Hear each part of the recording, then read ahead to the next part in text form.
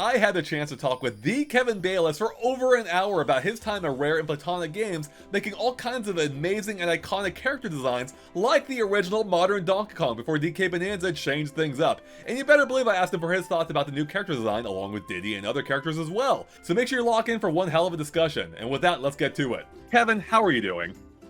I'm doing very well, thank you. I just got back from Cleveland, Ohio yesterday with Steve Mayles. I was there with Grant Kirkhope and we were at the show. It was Cleveland Gaming Classic and we were signing everybody's lovely old video games and drawing pictures for people. But long way to go for 2 days. It takes about 2 days to get there and back as it is. So it was a long trip, but it was a very enjoyable one. And I'm back to work now, but I'm taking some time off to talk to you, so thanks very much. Well, thank you for taking the time to talk with us. And speaking of travel, you have another event coming up soon, I believe, in Switzerland. Is that right? Yeah, many flights this year. Some of them in Norway doing an education thing, which I can go into a bit later on. But the next one we've got coming up is actually a rock concert called Video Games Rock, and that'll be myself and David Doak and David Wise, and we've also got a guitarist Phil Jordan and drummer Nigel Atkins will be joining us. Grant was actually supposed to be joining us for that one, but he's not going to be able to make it now. But what we're going to do is we're going to play at Hero Fest Gaming Convention 2 of the nights, and I think we'll also be playing during the day. So we're going to be playing a lot more music than we were originally. But yeah, that's I do graphics for that, and we've got a big screen behind us playing a lot of the video game graphics that I've created especially for the show. I kind of pretend to sing along, if you like. I make a noise anyway. I sing some of the tracks and some of the Salamandos material, and a lot of the stuff from Donkey Kong and GoldenEye and Banjo-Kazooie. We'll be playing all that kind of stuff. And so it's all live music, and it's a great experience. So that'll be at Hero Fest next weekend, 4th, 5th, and 6th of October. Well, that's amazing. In Switzerland. In Switzerland, I've never been. I'm tempted to fly out there now just for this event. So it's my first time too, so I'm really looking forward to it. Well, that's awesome. Well, I hope everyone who can go to it does, because that sounds like an amazing show. Well, let's go ahead and get into let's go ahead and let's touch on the present time, I suppose, before we're hopping back in time to your history. And I guess I'll start off real quick with Yooka-Laylee. Obviously, Yooka-Replaylee isn't quite out yet, but you have helped to some degree in updating aspects of the game, at least. Specifically, I believe with the Rextro character. Is that right? Yeah, that's right. I've been working on other projects because we've got quite a few other things on the go at Playtonic. We're not just one trick pony, and we are doing other games. Obviously, I can't tell you what they are, but Yooka-Replaylee. Replaylee. No, this Replaylee was really a celebration for our 10th anniversary. But obviously, to get that out, we need a small team putting that together. But we also need to keep the fires burning with the other projects that we're doing. So I chose to stay on those because I like working on new things and experimenting. Right. And so I got called onto the Replaylee project to get involved with the Rextro platforming side of that, because there's a whereas we used to have the arcade games that you saw before with the old Kartos Racing and a few other sort of mini games in there, we've now got a whole new game or a selection of levels with featuring Rextro, who's had to have a bit of a redesign for his just for his gameplay dynamics. And so we went into that, and I designed a set of characters for the enemies and worked with the designers on that and created a new Rextro and built those and then handed those over to the guys to be animated. But it's quite a fun, nice little game, and it's a real departure from what we had before, and it's a real break from the main game as well. So yeah, I've played a bit of it, and especially the Rextro portion, had a complete blast with it, and it's really fun to see that charming low art style mixed in with Yooka-Replaylee. So I guess so obviously Rextro already, to my memory, existed in the original game, but you revisited it for this one. So what was it like going, kind of updating that character or adjusting the character, I suppose, for these new minigames in Yooka-Replaylee? I always feel that sometimes I'm given these tasks to redesign other people's characters, of course, and some of them stand the test of time, so I must do a decent enough job. But I do it with a lot of characters, so you can prepare to see more redesigns, and it's not because the original designs are bad. It's just that when we come up with a new idea for something, just same as Shigeru Miyamoto's Donkey Kong needed to be suddenly become a platform game character, they couldn't use the graphic as it was from the original DK for that. We've done a similar sort of thing with Rextro, and Rextro was very much an NPC character in the first game. And so we wanted to be able to give him ability, and we needed to create a mechanic, because we kind of design our game around a mechanic rather than creating a pretty character and saying, what can we make him do? I think the mechanics come first. And so we had a discussion, and I got pulled into this sub-project, which was a sort of standalone mini game, which we were going to plug into the whole thing. And I sat with Justin and Mark and some of the other the engineers to talk about how we can make this work. And I was given some specs, and you said we need to get Rextro into a 2:3 ratio. He can't protrude from out of that 2:3 ratio, and he needs to be able to do this. And so we needed to design something which would work with the requirements of the design, the document. And we ended up with something fairly similar to the kind of little dinosaurs that you saw in Bubble Bobble a long time ago. But it was built within and designed within a certain way so that it would fit with what we needed it to do. Mm-hmm. And also the same with the characters. They needed to read really well, the enemies. They needed to be instantly, it needed to be clear how you destroy them, how you interact with them, etc. So I kind of like that. I think a long time ago, we used to just sit and make something look pretty, as I said, render it out, let it run along. And that was enough to make people say, wow, that looks great. But when you're faced with a 3D environment and you've got a design task and a brief to stick to, it really makes you think about how not only to make your character look, but how you're going to structure that, how you're going to make it work in the 3D software, and how it needs to behave. It's not until you put it in you start to realize where the flaws are, and then you have to tweak that design again. But you've still got to make it look like, say, in this instance, Rextro. So you just have to keep those features which people would have recalled from the original game. And so he's got his big snout and he's got his silly little tail, but we had to minimize everything to fit him into this new proportion. And I think you've got to imagine that Rextro's playing this game himself, and he's standing at the arcade machine. He's got his his claws on the joysticks, and there's a mini version. It's the kind of game he would have played when he was a kid. So I love that. I love the lore. I love everything about that. That's great. And yeah, he's just like an adorable, like little chibi art style, I guess. Yeah. Almost chibi-like, I should say. Yeah. So I guess I'm gonna screw up the adage, but there's like that saying, something like, limitation breeds creativity or something. Exactly, do you find that to be true, especially like in cases like this? Exactly. I mean, we were asked that question the other day in Cleveland. It was by one of the audience. It does. I mean, it teaches you to make the most of what you've got, and when, particularly on the NES in those days, the limitations of the system really sort of dictated how you could put a level together, what you could do with characters, and how big they could be. And so this is why everything, when I first started working on DK, you had to be, in my mind, he was going to be a square sort of 2x2 character proportion. But then as soon as I turned the perspective camera, he looked very different. And so there were other obstacles to overcome with this sort of forced perspective, this sort of 2.5D.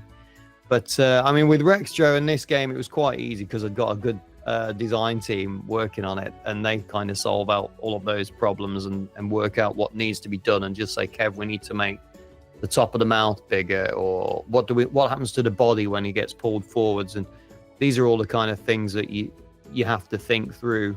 Whereas a long time ago, you would have just drawn it, and if it needed modifying, you could either fudge the 2D sprite that you'd drawn, mm-hmm. or just pretend it was working. If it looked like it working, it was. But now you've got a 3D model. It has to work. You can't just turn things off and expect them to hold up, because you're under scrutiny.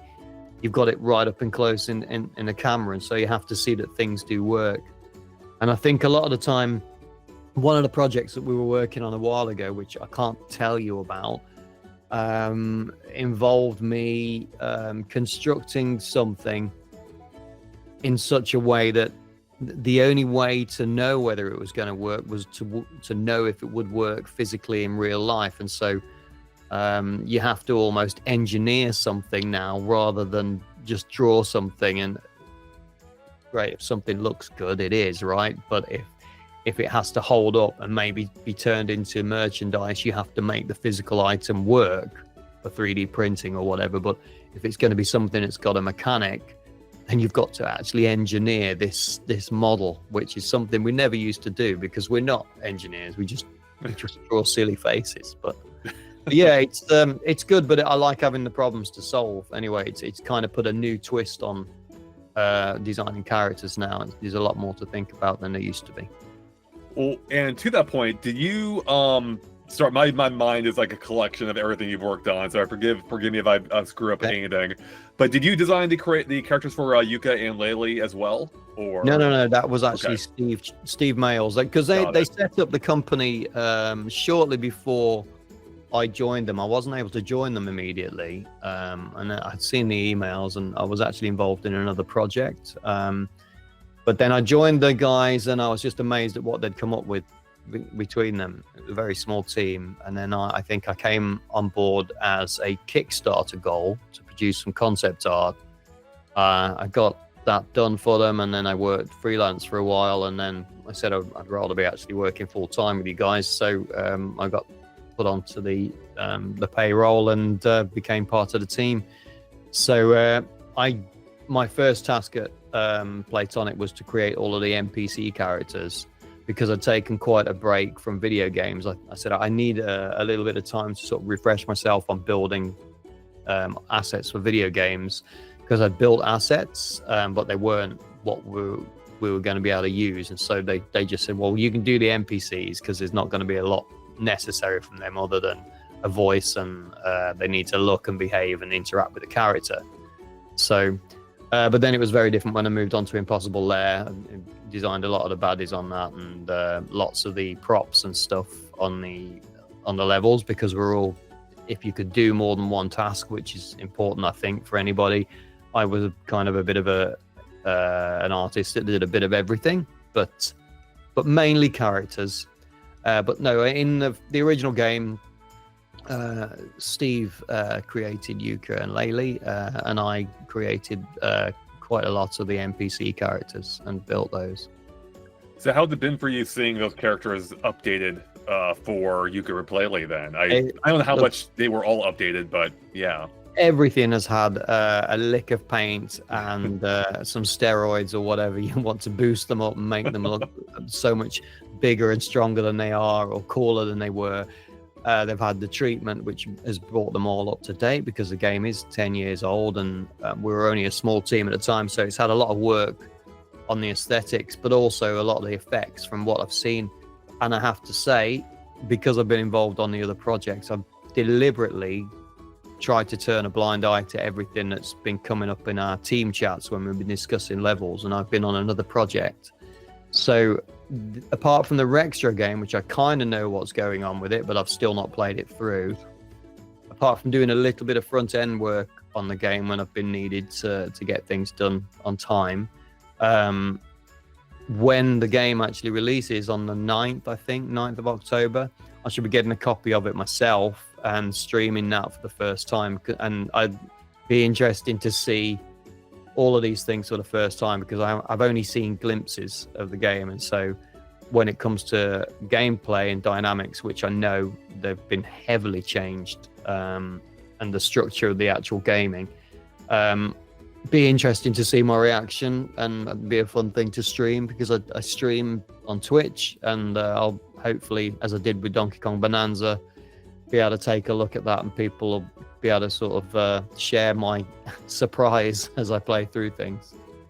That actually is kind of awesome, especially for a game that you've helped work on, that it still will be largely surprising to you. That's a really fun element. We're very busy, and I just thought, well, you know what, I'm going to look at this when it's ready, and I'm going to stream that, and hopefully people get a kick out of watching me go all emotional. So Well, actually, originally I had planned to go through like chronologically, but I'm going to abandon that at this point. But I want to ask you now about your stream of Donkey Kong Bonanza, because obviously that involved a character you've been heavily involved with over the decades, in the least, helping to modernize DK originally for Donkey Kong Country, and of course since then Nintendo has kind of redesigned the character for Bonanza. So what was that like for you, seeing a character you've helped shape kind of still be relevant, but also in a slightly different way? And I guess what was your experience of like seeing that for the first time? I mean, when I look at it, I still see Donkey Kong, because over the years he's had a number of facelifts and improvements. He went from sort of cardboard fur to real particle fur, and then that fur got greatly improved as time went on, and the model got a nip and tuck here there to look a little bit more streamlined. And when I originally built the first model, I built it with a very little understanding in a 3D software, but not so much that as just designing a character in 3D in general. It was all a new thing for me. If you wanted to make eyebrows raise, if you were fortunate enough to have the pixels and memory to do it, you just drew them in a different position. But when you're faced with this manual, which is several volumes thick, and you've only had the software for about 2 or 3 months, and you don't really know what you're doing with it, and then Nintendo say, could you build Donkey Kong? I didn't really know what to do, and I was given the faxes from Nintendo with Shigeru Miyamoto's original design on, and lots of pictures of those.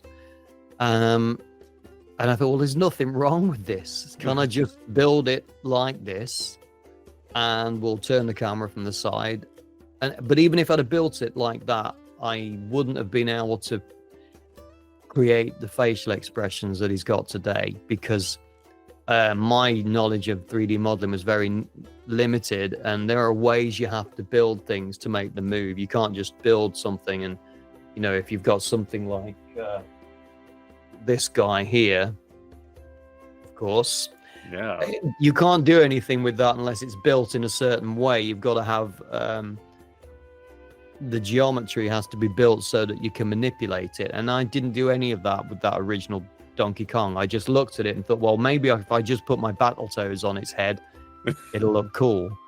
And I did that, and after doing a few sketches, because there was a gorilla down at the local zoo and his eyes did resemble that kind of Battletoads crease, I put that on there, and Nintendo loved it, because I don't know whether it's so much the design that they loved, but I just think they were impressed with the rendering and the shadowing, and it looks solid, go with that, but could you put his tie on?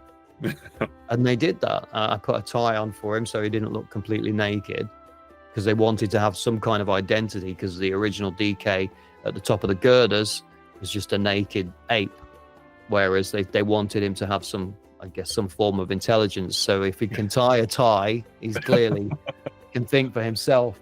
So I built that, and I couldn't do anything with the eyes. I couldn't really make them raise or anything like that and furrow his brow, because it was always permanently furrowed down.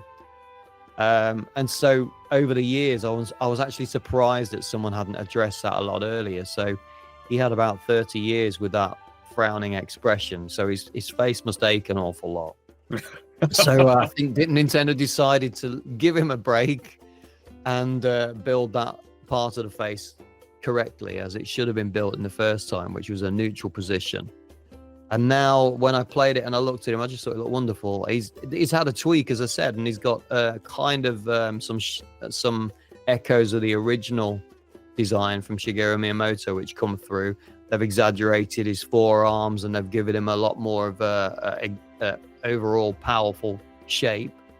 And he looks like an ape, and he looks like a clown too. He's got that goofy expression, but he can also pull off the mean expression.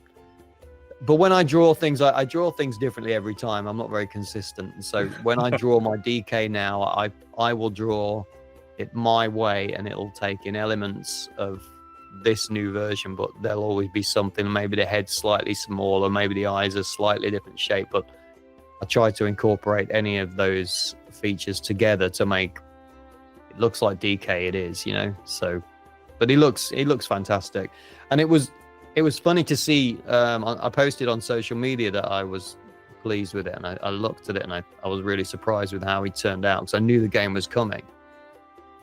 And a lot of people were uncomfortable with the change, fans of DK, because obviously they'd grown up with that. And when you change something that's ingrained in somebody's mind or even in their hearts when they've played something for so long, it's going to hurt and sting a little bit. But just as everything, you get used to it, and it's still DK. It looks a little bit different. And they when I was in Norway earlier on this year, I remember they announced the artwork for Diddy Kong, and I looked at it on my phone and I just saw Diddy Kong, but I thought, wow, this is great. They haven't even touched his design really, apart from I think they've done something slightly different with his eyes. That'll be for some technical reason, I'm pretty sure. But I just looked at that. I thought, wow, to not change it and also be mindful of people not wanting you to change everything for the sake of changing it. They pretty much kept him 99% as he was. So that was quite a nice thing to see, and I kind of really appreciate them doing that. Yeah. Do you think there's any particular reason for it? Is it maybe because Diddy's expression has always been a little different from DK's, so maybe he didn't, you mean the line down the eyes? You know what? I've done some characters, and that's what I like to call the mono eye. I either have the Battletoads McDonald's logo eye, which is just an M, or I have the one eyeball with two dots, which basically was something that subconsciously I picked up from reading comics when I was growing up. There was some silly, goofy comics with characters that looked like that, and I think when I drew my scribble of DK, Diddy Kong, I did that kind of unintentionally because it was just a natural thing that I did. And then I thought, well, it's losing something when I make the eyes independent, so I'll model it like that. But then you're faced with the problem, if they want to look extreme to the left, do both pupils move into the same white area? And right. You need some kind of boundary. And I think that Nintendo have changed that for a reason, to allow them to do something with that. So I've got a feeling that's why. But I can't really say because I haven't played the game enough yet to meet Diddy Kong and take a good look at it. So. Right, yeah, he's a little deep, literally deep into the game. Way underground. So that's my theory anyway. They'll have done it for a reason, not just to change it for the sake of it. They'll have done it because it needed it to overcome something. Right. So so first off, when I look at DK here, I'm curious your take on this. Like, I still see a lot of your update in him. Like, it's very clearly like, I think they still use that as a base, to me at least, to my, he looks more like the 1994 DK than he does the was it 1984 DK from the arcade. Absolutely. Right, exactly. So I was always thrown a little bit off by a lot of the controversy, for lack of a better word, surrounding the new design. I'm like, it still looks very much like the original design, just updated, as you were mentioning. Yeah. In fact, I have a plush of from the N64 era, and I'm like, it doesn't look all that different, like it's pretty. I think somebody posted, it made me laugh. It was when I was in Norway again, and I was looking at the Bananza posts, and people getting really protective about it and putting a side-by-side comparison. And I can remember somebody wrote in the thread, and it was somebody that I don't think they were a video game fan or anything. They just picked up on something and fallen themselves. And they wrote, they look literally exactly the same. Just to some people, they see, yeah, it's the same thing.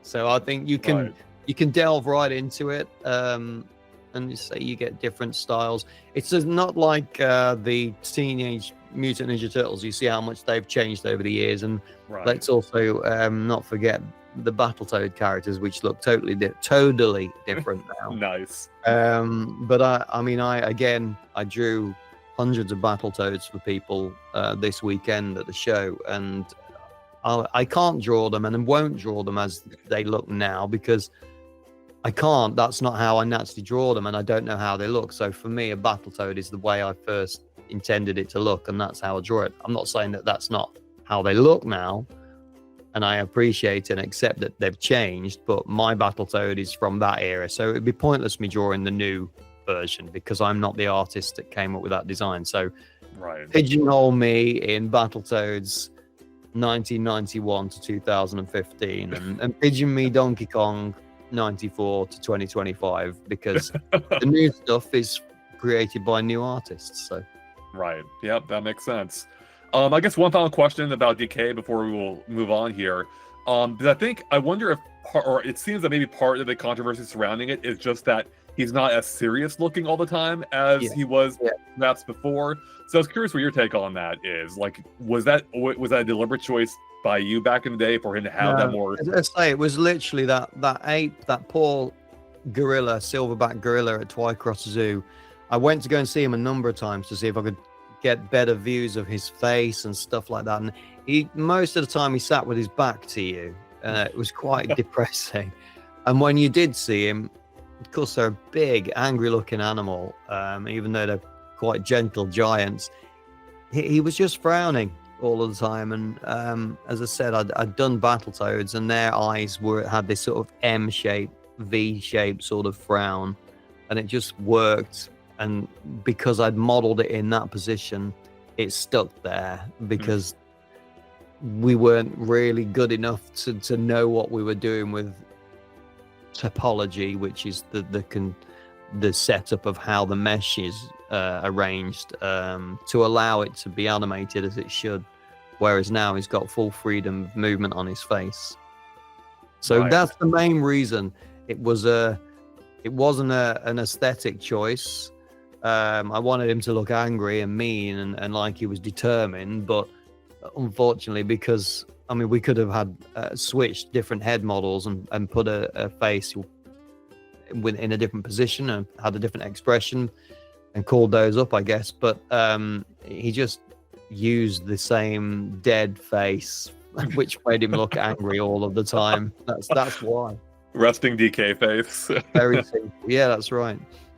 We've been talking a lot about Battletoads. Now, unfortunately, the NSO app here doesn't have the NES, the original NES versions, but there are the SNES ones here. So I figured maybe we'll hop into those real quick and just see if you have any other thoughts about your character design at that time and yeah. Well, for me, I moved on from the NES version. I think the next game I worked on was the Game Boy version. Okay. Which I worked on with Paul Makachek at Rare, and I enjoyed that because the limitations of the Game Boy meant you only had to worry about 3 shades, right? Gray or green, and so it's very easy to make graphics look clear. Once you'd seen how Masters did it, like Konami with their games and some of the Nintendo games, they really popped out, and so we looked at how they were doing things, and it kind of felt like you were making a cartoon because it was just black and white. So it was nice and easy to get graphics drawn for that hardware. But then when we moved on from that and I was going to work on the next product, it was the Battletoads coin-op game. And I'd always wanted to make a fighting game, which I keep banging on about every time somebody asks me about. I was going to ask about that. Well, I always wanted to make a fighting game, and my main love was Double Dragon in the arcades. I mean, it's partially why I got the job at Rare, because as soon as I saw they had Double Dragon leaflets in the back software room on the night I had an interview there, I thought they know what Double Dragon is. This is the place to work. So when I got the opportunity to make a fighting game, brawling game, which Tim wasn't so unhappy about us making. I mean, the NES version of Battletoads, had I made it, would have just been the beat 'em up level, and that was it. It would have been walk along, hit pigs, and save somebody. Whereas Tim wanted to obviously include lots of special effects, and then the different, even at the end of the first level, you've got that boss fight where you're throwing rocks or whatever they are at the camera of the walker. And then you've got the snake level, and you've got the tower level, and the speeder bike level. They're all the turbo tunnel. It's all completely different gameplay. Whereas for me, it would have been, no, Double Dragon all the way. So I got the opportunity to work on the Raz board, which was Rare's coin-op hardware. and I worked on that with Chris Sutherland, and then Greg Mayles joined the team as the game sort of moved on, and I basically made a Double Dragon style beat 'em up game, but with more of a comic vibe to it. But we also added some other levels, like the spaceship that rocks from left to right as you move along on a shooting level, which is actually the first 3D graphics I think in any video game ever. Wow. The first pre-rendered graphics, you're saying. Yeah, the huge balls that roll towards you at the end of the level. Those were my first experiments with 3D software before I started building the fighting characters, before I started building DK. So when I worked on that, it went on for quite a while. I was working on that project for quite a time. So we then began working on the Super Nintendo. Was it Battle Maniacs? I can't remember which one it was called, but the Super Nintendo version. I didn't actually work on those, but my graphics from the coin-op were handed over to because everything was digital. It was very easy to then put them onto our sprite editor, and I think Chris Peel was an artist at Rare at the time, and some of the other guys took those and they scaled them down, took what they needed, and then worked from that to make extra frames, because obviously there's some sort of hoverboard level and I hadn't got any animation for that, so they used the sprites as the guide to continue working on the rest of the stuff. So my characters are in that game, but I didn't actually hand draw a single thing for it. They were conversions of my graphics. So. Got it, I see. And I think that was similar to not to go back to Donkey Kong for too long, but that was similar to Donkey Kong Land as well, right? I don't believe you directly ported those over, but yeah, that's right. They were because we had so many different projects on the go. Then we're able to get other people on other teams to take whatever they needed to give them the bones to start with development, and then we just went on from there. And if they needed anything drawing or the beauty of it was we had models now. We had 3D models, and once that was built, it's not like somebody had to go and draw all these new extra frames. Once we were moving on with things like DK, they could take the DK model and make it do another animation, and then they'd got everything they needed. So, but yeah, the Battletoads, that was where I finished. I always wanted to do a 3D one on N64 or something, and I wanted to do a VS fighting game like a Capcom Street Fighter style game, but I ended up doing that, and then moving on from Battletoads, I started working on the 3D stuff for what was Killer Instinct, I guess. I'll bring up the Super NES one. I think that's the most faithful to the arcade one. Yeah. But you were working on the arcade before Donkey Kong Country even came out, right? So. Oh yeah, it was when I first got that 3D SGI machine and software, which was extremely expensive. Tim let me loose with it, and he was actually moving office to having an office refurbed upstairs, so he wanted to get that. And not long after we'd invested in this machine, a new machine came out, and I think Tim was so impressed with what these machines could do. Of course, if you tell Tim there's a faster one available, faster car, faster plane, faster machine, faster PC, faster workers, he wants them. So he bought the newer machine and spent some time getting his office sorted upstairs, and said, well, you can use this one down here, Kevin. And so I got the manuals, started studying them, and I got a little bit of tuition from the distributor that sold us the software from Lichfield in the UK. And I had very, very limited knowledge, but I just started pushing shapes together and giving them a chrome texture, similar to the T1000. But I remember the first thing I made was actually kind of like a Trojan warrior with horns. It was kind of similar, cross between a Viking and, if you can remember, Talos from Jason and the Argonauts, the huge copper or bronze, giant. And I didn't know how to structure things to make them move, but somehow I listened a little bit to what this guy had told me how to do, that kind of thing. And I managed to make something just turn its head and look at the camera, made of chrome, looking like this Talos character.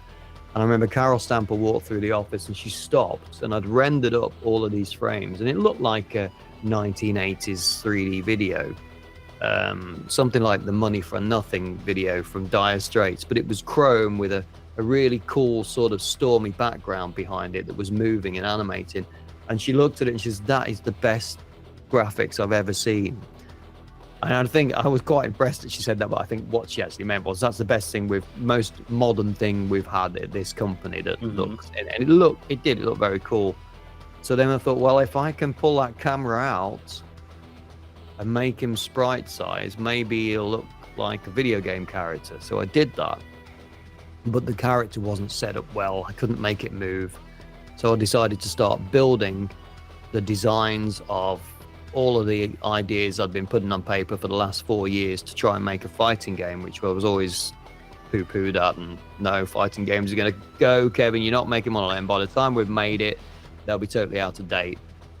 But I built this character, and it was kind of a robotic ninja with a ponytail, but I knew that I wasn't great at anatomy, and this machine was quite slow for the time. Although it was high quality at the time, if you threw a lot of detail in there, it started to really chug. So I thought, well, if I keep everything non-organic and maybe stick a robot's head on there, it'll look like some kind of cyborg, and I can build a fighting character. And it was originally going to be robots. Thank God it wasn't, because I remember there was a robot fighting game at the time called Rise of the Robots. And that's right, I rented it as a kid. Yeah.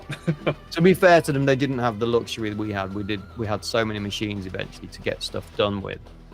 But my problem with doing a robot was I didn't think people would be able to relate to them in the same way as I could an organic being. And so I started building then Iceman, Fireman. And then as I got a little bit more hands-on with the software, I started to build the dinosaur, which became Riptor, and many women wearing plastic-looking outfits, because that's basically what all the renders tended to look sort of plasticky anyway. But that's the way the characters came out, and if you look up close at them, they look quite crudely modeled, but I would modify the eyes and the size of the jaw and things like that so that they read well from a distance, because when you shrank it down to 322/40 resolution, you hadn't got many pixels to play with. And unlike drawing it by hand, as Capcom and everyone had done, and we had done ourselves up until that point, if you want to make the eye visible, you just make sure you draw the eye clearly.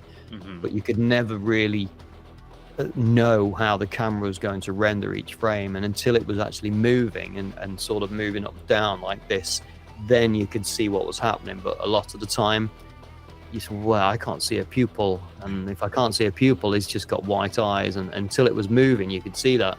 So you'd have to make things bigger on the face features so that you could see things more clearly, and that's what the result was. What you've got there, they looked solid, you know, and the arcade version had a lot more frames than the Super Nintendo version, and they were slightly bigger resolution, and so they look very solid. But even on the Super Nintendo there, that doesn't look like a Super Nintendo game looked like at the time. It looks like it's some other hardware entirely. It totally does. Like this still impresses. Like, am I in the Super NES app? It looks really good still. Yeah, I mean, I haven't got my glasses on at the moment, and I can see it there. It's a little bit blurry, but what I'm seeing is two very solid looking characters moving a little bit jerkily, but I can see what they are. It's not pixel art, and it looks, you got a reflection there at the bottom. It just, I think that helped give the game a lot more impact. Things Absolutely. When you planted a punch or a foot on somebody's face and it made that good sound effect, because you got the backup of a shadow under the neck of Riptor anyway from his own jaw, everything just felt so much more in place and less two-dimensional. So, and to that point, actually, not to bring it back to Donkey Kong again, but yeah. You know, I think at the time I didn't even appreciate, you know, the kind of the chronological order of these games. So how did Working Killer Instinct help inform creating Donkey Kong? Like, did that process help, do you think, having that experience already with 3D? Plus, I mean, even going back to Battletoads, as you mentioned, where you had the early pre-rendered art in there too. I hadn't been on it long. I'd built a couple of characters, and Tim enjoyed messing around with the software and experimenting. So you could see that I'd built, I think the first character I actually built was a TJ Combo character. And I chose a boxer because I didn't want to have to mess around modeling a hand. And so it was basically a big sphere with a crease in it. And then I put another sphere here and changed the shape slightly. And then by the time it had a red shader on it and a white cuff, and it was moving around on the end of his wrists, it looked like a boxing glove. Genius. And he had very, very short cropped hair, so I didn't need to worry about anything in that department. So all I needed to really do was make some cool, silky, plasticky looking shorts and model some baseball trainers or something like that. So we put him together, he looked very solid, and Tim thought he needs a background now. I'll go and model a gym. And so he bought all of these boxing classic books from the bookshop and used all the reference material, gathered that together and built a boxing gym. And when we put two of the boxers, one with red gloves, one with blue gloves, with a little bit of code to change the colors, standing in front of each other, just doing this, you just thought, I want to play that. That's going to be great. And so Nintendo were actually coming over to visit us to talk about what we were spending our money on, because we had Nintendo, I think, about 12.5% portion of the company at the time. And we showed them this demo. We put together that gym with the boxer characters, which hadn't got a name at the time. And I think I built a very crude orchid. And also I started to make, it was kind of a cross between Jago and the Predator, which was basically ended up as Fulgore after I'd modified it. They looked at the demo and they saw how solid it was. And because they wanted something in particular that was going to match the graphic quality of the Aladdin game that Sega were boasting, that had professional Disney animators. It looked amazing, but they wanted something that could match that. And I mean, not only did I get something that matched it quality-wise, because they're both in their own way look as amazing as each other, but they had something that looked totally different, and it set it apart from anything that you could find on Sega at the time. So they were really excited about that. Tim said, that's great. We've done a great job. And I said, right, after he'd shown the demo, he says, tomorrow, I'll speak to you tomorrow. We're going out for lunch, dinner now with Nintendo. So they went out for dinner, and then the next morning I came in and I thought, I'll carry on working on my characters now. And he showed me a fax, and it said, this is the Donkey Kong character. They want you to build this character like you've done there with the boxer. And I thought, really? I want to get onto this fighting game and finally make a fighting game. When do they need it for? All those questions. And then I built him within about 2 weeks, learning how to use the software. And then I think Greg Mayles came to me and asked me to then build Diddy to a spec which I was originally hoping would be the new DK Jr., but he looked so different, and he was clearly a different animal because he had a tail. And Nintendo looked at that and thought it was too different, but they liked it, so they said, use that. We just won't include DK Jr.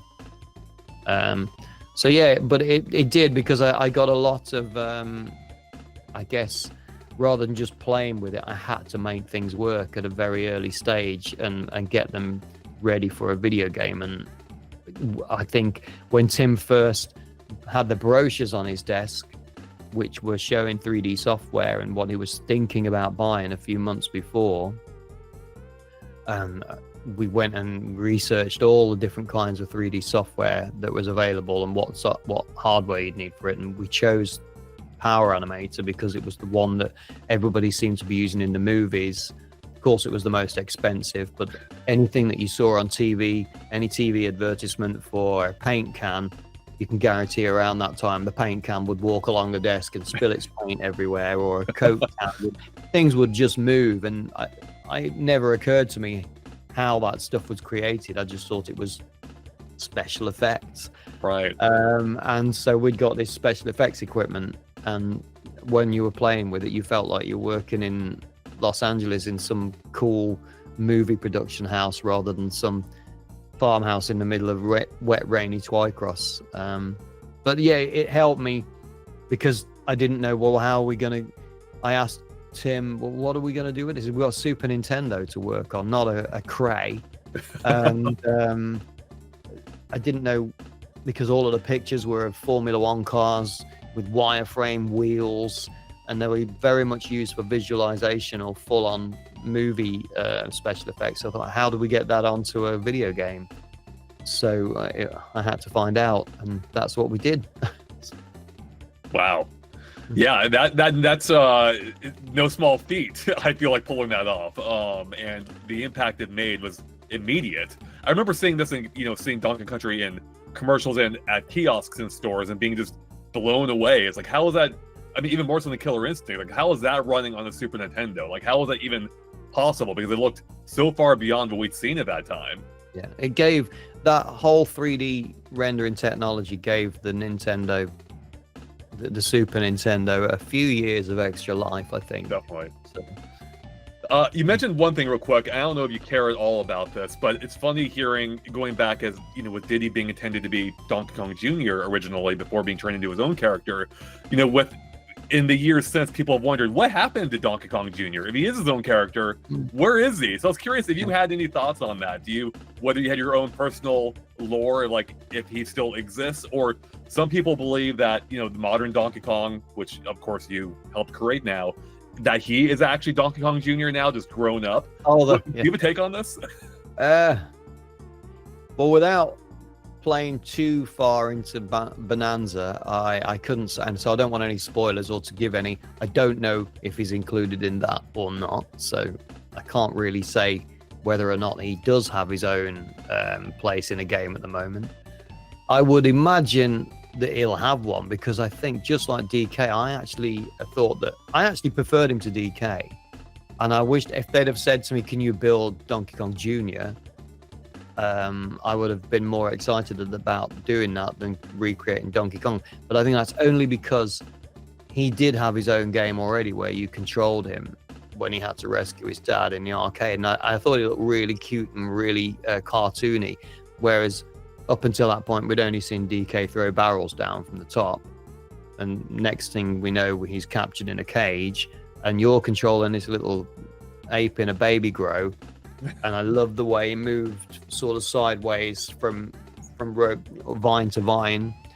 And I can remember I had a computer called Acorn Electron, which was like a BBC microcomputer in the UK. It was like a baby brother of that, cut down so that it was a bit cheaper. And there was a conversion of it on that, and I played it and I bought it. I was so excited that I got this arcade game with my favorite. He would have been at that time my favorite arcade game character because he just had a lot of appeal. So to not do anything with him I would be surprised if Nintendo didn't do something with him. I could see him with his own world, and he's got the moves, he's got the mechanics to make something of that. And I know that we've pulled Donkey Kong into this character now, which can scale walls and smash everything. He's amazing what he can do. But I think there's scope for DK Jr. too. So in a sense, though, who knows what Nintendo is going to end up doing, putting aside Bonanza, would you like the idea if the modern DK is in fact an adult Junior, or do you want Junior to remain his own separate character then? That we just haven't seen. You've got that whole time issue there, haven't you? If they're growing up, does this fit with that, or are we ignoring time completely? But somebody also said the same, go to the other end of the age scale about Cranky Kong. Is Cranky Kong what used to be Donkey Kong 25 years ago, and is Donkey Kong what? So I don't know. You can make whatever you want out of it, can't you? It's not real.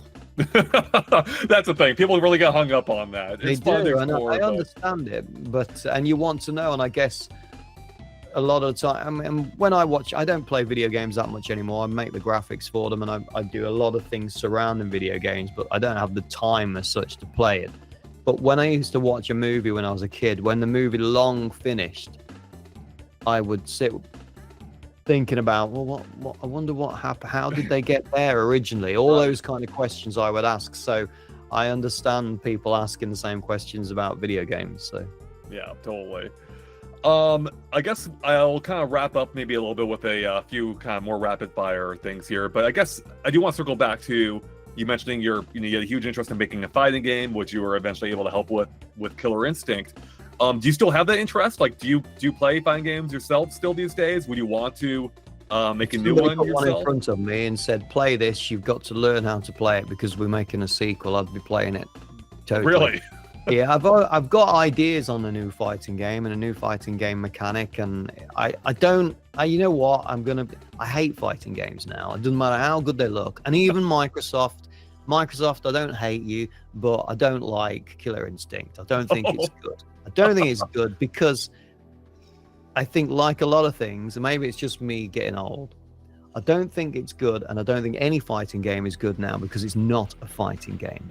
It's become something else.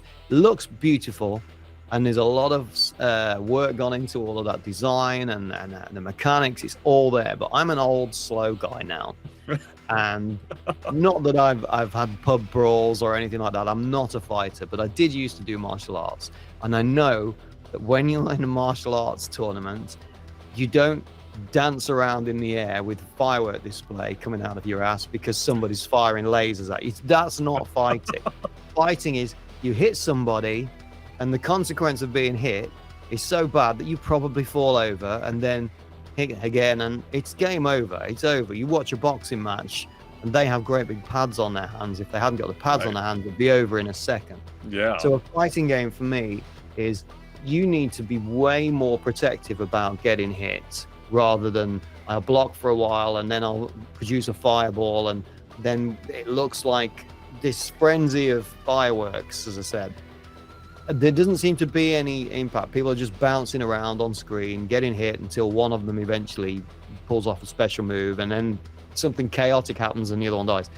I think we need to wind back to Karate Champ, where there were two joysticks, you slowly move to the other person, and I don't mean that kind of pace, but there was a strategy element there, which meant you had to really be concerned about getting hit. And maybe 3 hits and you're down, and that, because I think realistically, that's what happens. If somebody kicks you and then follows you up with a roundhouse punch, you're probably going to go down unless you've managed to block something. And even when you block something, you're going to be suffering because your energy level's down and you're on the defense. And I don't think fighting games work like that now. And that takes all of the love out of them for me. I want to play something which is more along the lines of that. And I wasn't too involved in Killer Instinct's design. I think Ken Lobb and Chris Tilston kind of took care of the combo system and developed that. But I knew that you needed a strong and a medium, a weak. And because I'd done martial arts, I thought, well, this will work for that. And we had to get the timings right and what looks powerful and what looks weaker but is faster. So I think there's so much more you can do with it by rewinding and dialing it back rather than, well, what can we make him do now, which is even more intense than this and faster than this. I think they've gone into this amazing, beautiful looking frenzy of fireworks and fists. And they all look great, but they all look the same because of that. And if I make a fighting game, it won't be that kind of fighting game. It'll be a bit more old school. Got it. That's interesting. I would love to see your take on this fighting game then. That sounds so interesting to me. Okay, maybe it'll happen. Maybe. We'll see. I'll keep an eye out. Moving on real quick, I have to ask you, I think we talked to you a few years ago all about Diddy Kong Racing, but I do want to bring it up again. This, everyone loves this game and would love to see it back. I was just curious if you had any thoughts when you look at this roster. If you, because I believe did you design all these characters here in this roster, or? Conker and Banjo aren't my characters. All of the others are. And I almost said, of course, Diddy isn't because that's Nintendo. And then I actually had my own reality check that I've designed a couple of Nintendo characters who are owned by Nintendo. It's not like a third party. And I had to just, when I looked at that then, I just thought, wait a second. God, yeah, but he's mine. So that was a bit of a shock. Pipsy, all of them, I love them all. And because Chris Stamper left us to our own devices on that team, and I thought, how are we going to do a start select page. I've already got the models built. I'm way too lazy to start drawing the graphics for that. Hang on. And Rob Harrison had given me this editor, which I could set things up for animations. And so I just made this sort of 2-tier, rostrum for all to stand on. Put a couple of trees behind it, which were sprites. By the time you put the character there and you put all that color there, it looked like they were standing for a football photo or something like that. And then, rather than just having a cursor, they could actually be dancing and holding, because I've got so much control. And I've never seen another selection page like that in 30 years. And that, it looks, as you said, apart from it looking pointy, and it doesn't to me because I'm not wearing my glasses, from a distance, I just see color and fun and characters rather than pictures of faces. And I think it worked really well. But Banjo and Conker made their cameo appearances in the game because, unfortunately, their games weren't ready. I mean, Conker wasn't due to be ready, but Banjo wasn't. It wasn't just going to miss the mark. But we were really quite far through with Diddy Kong Racing. But at the time, it was called RC Pro Am 64, and Timber was the protagonist. And Nintendo said, "Can you put this character in as the lead and call it Diddy Kong Racing?" And I was kind of torn because I really did want Timber to be the main character, but then I thought, but Diddy is my character, so yeah, good point. Yeah, put the logo together and switched the RC Pro Am logo and took away the whole radio controlled devices thing, because there was originally a sequence with them with radio controlled cars. It just worked. It looked like it was so established already because we already knew who Diddy Kong was, and you got that classic iconic red and yellow Nintendo Donkey Kong universe text, right? And it just worked, and we knew it was right, so we went with that. Plus Nintendo said they would put a lot more money into marketing it. so they did, and we all got rewarded for our hard work, because we worked our asses off on that game. It showed, and I think I reflected too. I remember at the time, I think it became the fastest selling game for a period of time, which is crazy to me. And it was different too. It wasn't just a racing game. There was so much more to it, and it had a lot of humor in there. And I wish it could have run at a better frame rate, but we were pushing it a lot more.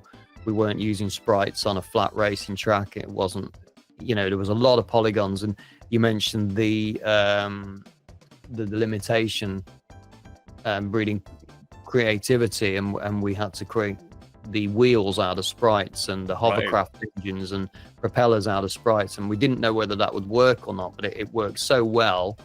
It saved us and allowed us to put lots of polygonal cars on a track and make the 4-player version. And on the water levels, which, I mean, come on, it was producing a kind of wave race ocean on an N64 × 4 in 4 different sections, and printing 8 little tiny cars, and also multiply that, on each screen you got 32 cars and a track running in a quarter of the screen. So yeah, I'm not surprised that it chugged a little bit on the multiplayer. But you play Ancient Lake, if every level had ran as smoothly as that, and I still enjoy playing Ancient Lake now. It's about a year since I played it all. I started playing. It took me a while to complete it and beat Wizpig, but the cast, I still can't believe I made Wizpig and his voice and all of that stuff, because I remember Lee Schuneman saying to me, what should we have, Kevin, as an enemy? Was it be a dragon or something like that? And we ended up using a dragon as one of the guys you raced against, but let's have a pig. And I just drew the same old pig that I drew in Battletoads and basically put a funny costume on him. But I think his character and his voice worked so well. And when you race against him at the end on that, well, looky here, it's the little worm. He's just so he's that figure that everybody hates, that big guy that everybody hates. You know the kind of person. And he's a very famous big guy, and he's very loudmouthed, and he's shouting about everything, and we've got capital B, we've got the same kind of thing. He's that villain, and it works. And kind of love to hate him, really. But I'm quite proud of Wizpig with his ridiculous hair. You absolutely should be. He's iconic. I still remember his voice to this day. Which was your voice? Is that what you said? Is that? Yeah. That's amazing. I love that. Yes, he's in the room with us. I love it. Yeah, I think it's unfortunate that we haven't seen a lot of these characters since. And I know you mentioned having a particular affinity also toward Timber. Do you think there's a chance we ever see these guys again, or do you think they're kind of lost to time now? I don't know. I mean, I think Microsoft technically owns them all. Timber almost got his break in Dinosaur Planet, which then became Star Fox Adventures. Had we not have changed Timber into a wolf for the Dinosaur Planet point, because we decided we wanted to make it look different. Actually, it wasn't my choice. I was Lee. He said, we're going to make it a wolf because I don't think it really works with a tiger. That's what got Nintendo's attention. I thought, well, you've got a very similar character to a fox now on a planet, so it makes sense for us to make this a space game and go with a Star Fox theme and universe. So, but no, hopefully, maybe Timber will do something. Maybe Timber will be in his own one-on-one fighting game. There we go. That's what we need. Timber all grown up, most brutal fighting game. Yeah. The old school, and maybe Microsoft will ask me to design all the characters and get involved with it, and not do a firework display with fists and feet. That'd be amazing. One more point about Diddy Kong Racing real quick, and you mentioned we were comparing it to other racing games, in particular Mario Kart. I had the character selection screen for Mario Kart here, and like it's night and day. Like you mentioned, this kind of came from a simple idea, and yet it worked so much. It was so much more interesting for that versus this bog standard, character selection screen. Yeah. And that carried through to the whole game.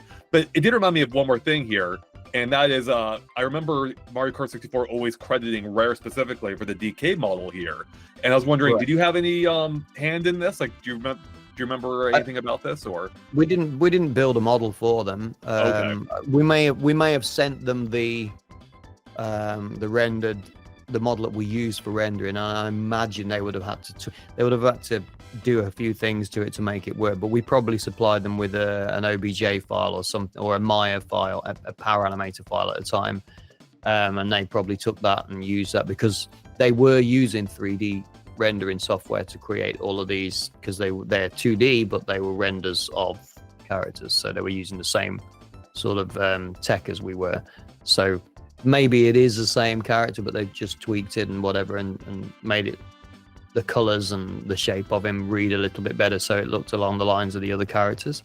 But it could have been that the DK team know a bit more about it than that, because after I finished with the DK model for the original Donkey Kong Country, I'd moved on to KI Land, and so what happened with DK after that point was really, apart from me getting the occasional royalty related check as an originator, which was nice, the whole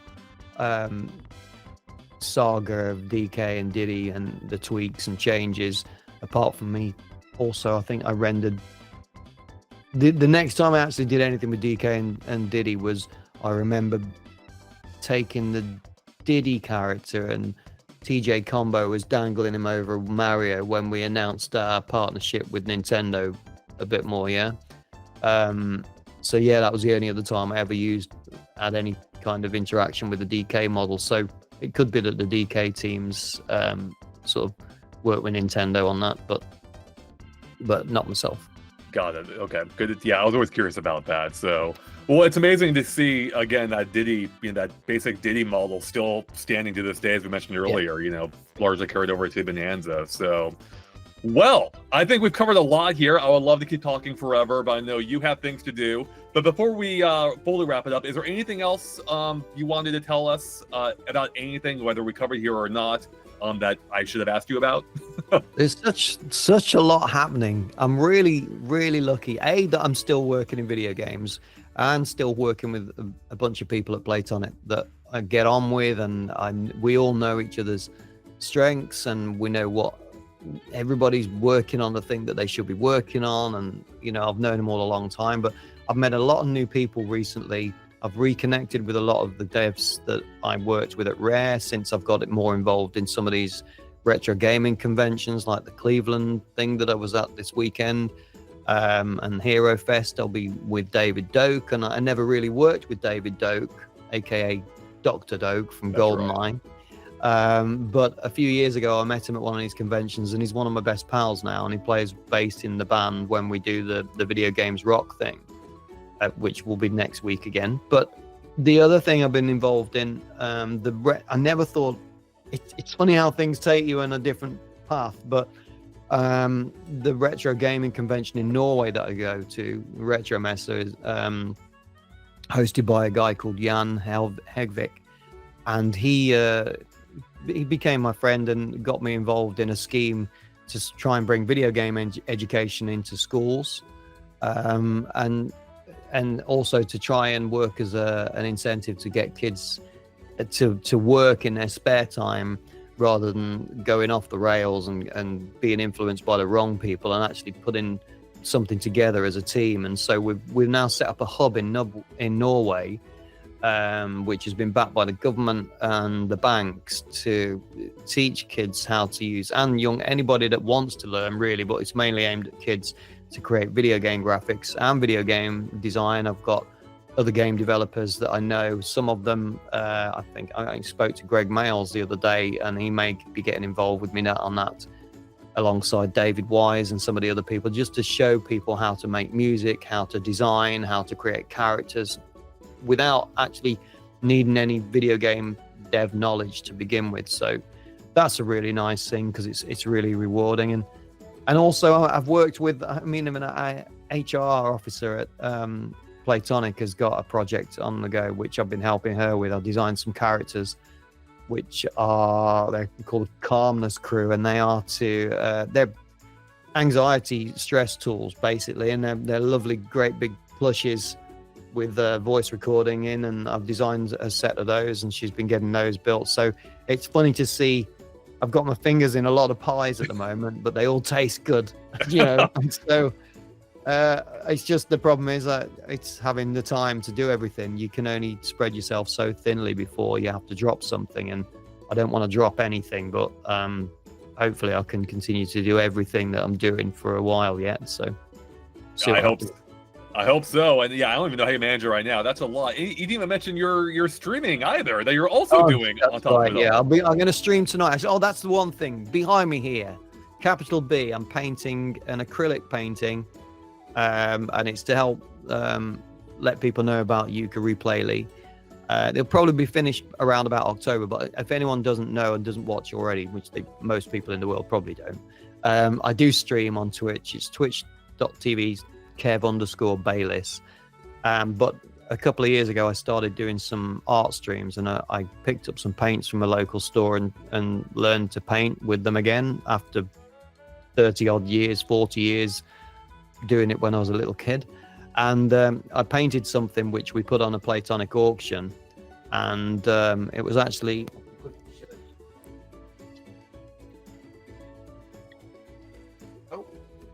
I think it disappeared. No, there we are. This painting here, this is a print from the first Yooka-Laylee game. I painted that on a stream to learn how to paint, and somebody bought that, and we raised some money for charity at Playtonic. So this painting isn't for charity, it's going to be just for the fans really, but somebody will be able to win this actual painting when it's finished just by going through all of the tasks that you have to do on the Gleam, I think it is. If they check out the Playtonic site, they'll be able to see, but there'll be that, and there'll be 5 prints of it available too for people to win. So you can watch me painting that on Twitch. But yeah, thanks for mentioning the Twitch channel. I forgot about that. Yeah, of course. And I'll link to that in the description below as well. And I'm so jealous of whoever ends up winning that painting, because it looks amazing already. And can't wait to see the finished result, as well as the finished Yooka-Replaylee, which is out on October 9th, I believe. So not far away. Yeah. All right, well, can't wait. Pretty much. I mean, I think you can see a demo anyway. Now you can also download a playable demo, so people should do that.